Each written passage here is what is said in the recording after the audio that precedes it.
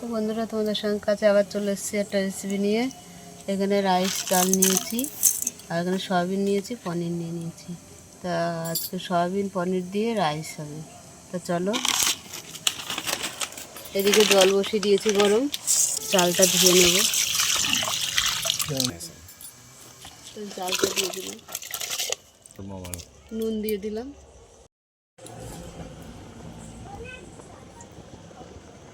ভাতটা হয়ে গেছে, আমরা মাঠটা ঝরিয়ে নিলাম।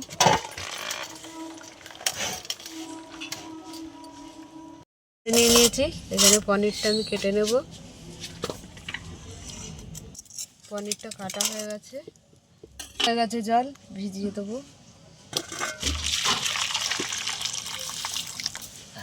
তাতে তেল দিয়ে দিলাম, পনিরটা আমি ভিজে নেব।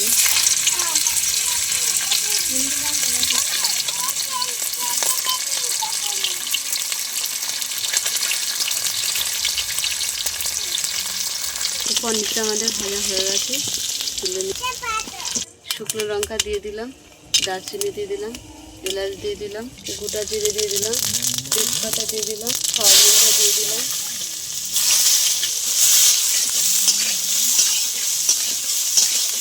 রাইসটা ঢেলে দিলাম, নাড়িয়ে নেব। এটা দিয়ে দিলাম, স্বাদ মতো নুন দিয়ে দিলাম। এখানে আমি ঢুকিয়ে দিলাম, ভালো করে নাড়িয়ে নেব।